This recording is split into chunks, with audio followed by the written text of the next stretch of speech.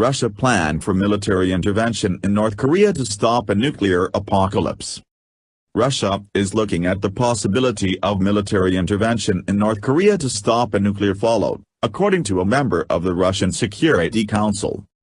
Following North Korea's declaration earlier this week that it now has nuclear capability to target the whole of the U.S., Russia's Security Council Secretary Nikolai Patrushev has confirmed Russia is considering its options. Mr. Patrushev admitted that Pyongyang's actions had put Russia at risk due to the potential of an outbreak of war. He said, "If there is military action, and some countries do not rule it out, this would create all sorts of problems, including for us." Donald Trump continually said he would use military intervention in North Korea if the U.S. or any of its allies were put at risk. Addressing South Korea's National Assembly in November, Trump insisted that the U.S. would not be intimidated by Kim Jong-un's rhetoric and called for other countries to respond to the twisted regime's threats with the sign of military force. He also warned the three largest aircraft carriers in the world are appropriately positioned to face Pyongyang. He has also previously called diplomatic negotiations with the rogue state a waste of time. Mr. Patrushev also said that Russia was getting ready for a military standoff between its unruly neighbor and other states around the world. He said, "We are assessing this and preparing ourselves. We will not be taken by surprise."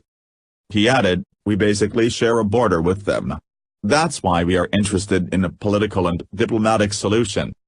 Tensions between North Korea and the U.S. have risen in recent months as Mr. Trump and his Korean counterpart have taken part in a war of words.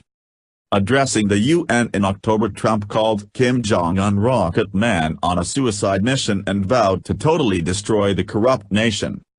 However, the rhetoric between the two nations heated up earlier this week following another missile test by North Korea. The North Korean missile was fired eastwards from the Hermit State. The missile landed about 210 kilometers west of Japan's Kurokujima Island, Tokyo said. Japanese media reports the missile was in the air for 50 minutes, indicating a very high-altitude flight path. It traveled east for around 620 miles into an altitude of 2,500 miles before crashing into the Sea of Japan. The Korean Central News Agency made a statement following the missile test in which they bragged that they now had the ability to hit all the U.S. mainland. Trump responded to the new threat by ominously saying, "We will deal with it."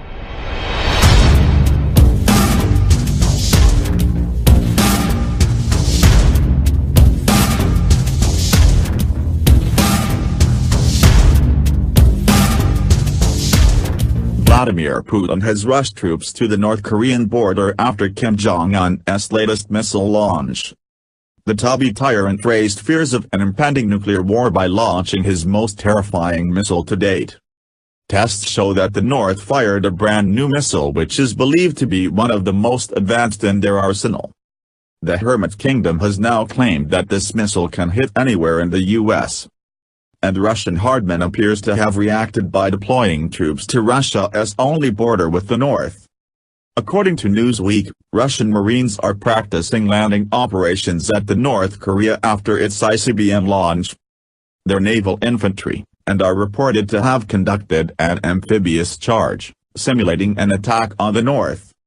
Pacific Fleet spokesman confirmed to State News RIA Novosti that the training exercise took place on the Clerk training range. This is not the first time Russia has moved troops to their North Korean border. Days after the Rotan ruler test fired a missile in September, Russian troops were lined up on the border. Dozens of U.S. tanks have also been deployed near the north after Trump warned all nations to cut ties with its rogue leadership. The dictator of North Korea made a choice yesterday that brings the world closer to war, not farther from it. We have never sought war with North Korea, and still today, we do not seek it. If war does come, it will be because of continued acts of aggression like we witnessed yesterday. And if war comes, make no mistake, the North Korean regime will be utterly destroyed. The nations of the world have it within their power to further isolate, diminish, and, God willing, reverse the dangerous course of the North Korean regime. We must all do our part to make that happen. North Korea is issuing a new threat to the U.S., warning of a, quote, super mighty preemptive strike. This comes after Secretary of State Rex Tillerson said the White House was looking to put more pressure on the regime. This is a constantly developing story minute by minute. What is the latest? You're right, Shannon. There seems to be a lot of back and forth at the moment as the U.S. and their allies consistently say that the North Korean regime must change its ways.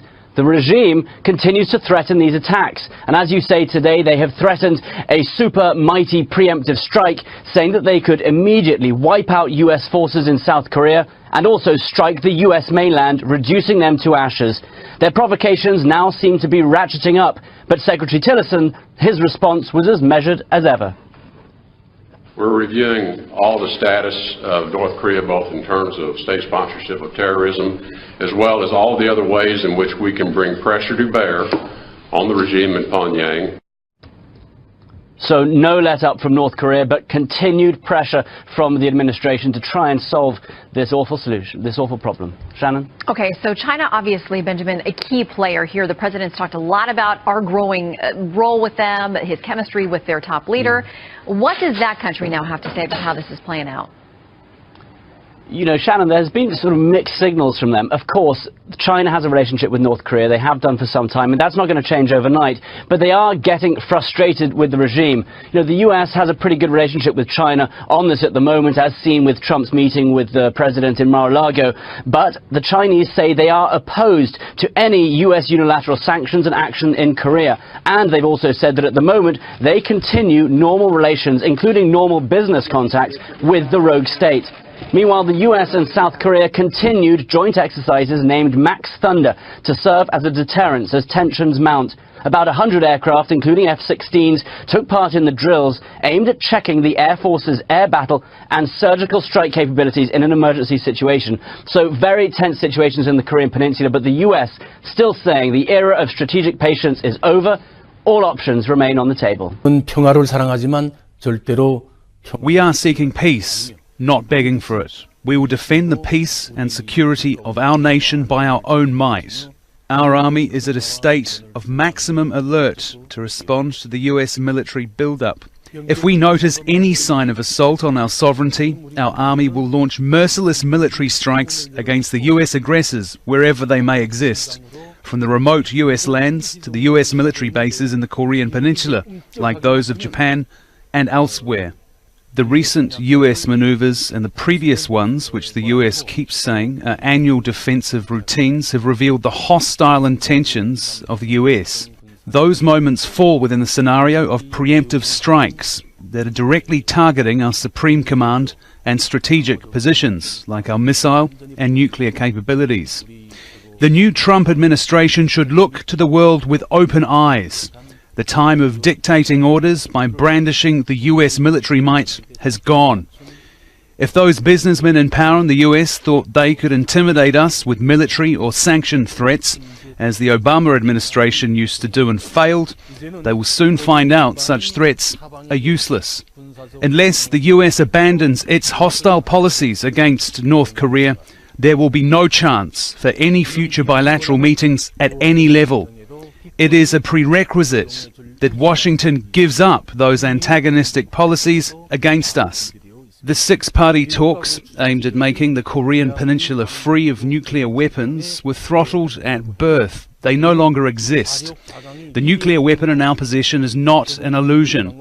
It is not a commodity that can be traded for American dollars, nor is it for sale. So it cannot be put on the negotiating table with the aim of taking it away from us. The United States of America will always seek peace, but under President Trump, the shield stands guard and the sword stands ready. Rest assured, under President Trump's leadership, the United States will continue to protect our people and our allies, and to strengthen the bonds between us today, tomorrow, and every day that follows. History will attest the soldier does not bear the sword in vain. And those who would challenge our resolve or our readiness should know we will defeat any attack and meet any use of conventional or nuclear weapons with an overwhelming and effective American response. Part of the response to the increase in provocation from Pyongyang was supposed to be the deployment of another US carrier and its supporting ships. Just over a week ago, the US government implied that the ships were on their way to the Korean Peninsula. We are sending an armada, very powerful. We have submarines, very powerful, far more powerful than the aircraft carrier, that I can tell you. The problem is that it actually wasn't at that time. New York Times revealed that when Trump and a number of officials made the claim, U.S. carrier Carl Vinson, along with 3 other warships, were in fact heading to the opposite direction to take part in joint exercise with the Australian Navy in the Indian Ocean. And that blip could have stayed unnoticed if the Navy itself did not post a picture of the vessel last Saturday, saying it was made while Carl Vinson was passing through Sunda Strait off the coast of Indonesia. The untimely and uncoordinated announcement sent a lot of blushes onto the faces of the Pentagon officials, but now the White House says the armada is finally headed to the Sea of Japan. I believe that he might have spoken too quickly on this location of the vessel before it was actually arriving. The President said that we have an armada going towards the peninsula. That's a fact. It happened. It is happening, rather. It was announced that it was going. It will be there. We were asked simply a question on that. I think all other questions should be asked of the Department of Defense. But in Pyongyang, the propaganda continues. State television aired footage of a musical performance to mark the birthday of the late founding father Kim Il-sung. His grandson and the current leader of North Korea, Kim Jong-un, attended the show. It ended with mock footage of missiles flying over the Pacific, striking the United States and engulfing it in flames. Meanwhile, an amateur video footage filmed in the Russian Far East went viral online, showing redeployment of Russian troops onto the border with North Korea. The Kremlin said through its spokesperson Dmitry Peskov on Monday that only a coordinated international effort would be the right way to solve the Korean crisis peacefully, noting at the same time that Moscow was highly concerned with what was happening on the Russian Far Eastern border. Уважаемые коллеги, начинаем пресс-конференцию глав внешнеполитических ведомств России и Сенегала. Мы не приемлем ядерные, ракетные, авантюрные действия Пхеньяна в нарушении многочисленных резолюций Совета Безопасности ООН, но это отнюдь не означает, что можно таким же образом нарушать международное право, применяя силу. Я очень надеюсь, что односторонних действий, наподобие тех, которых мы видели недавно в Сирии, не будет. И что Соединенные Штаты будут следовать той линии, которую президент Трамп неоднократно озвучивал в период своей предвыборной кампании. The same notion has been voiced by Beijing. So things may have calmed down a little bit for now, but the situation can hardly be described as stable. The U.S. fleet is expected to arrive by the coast of the Korean Peninsula early next week.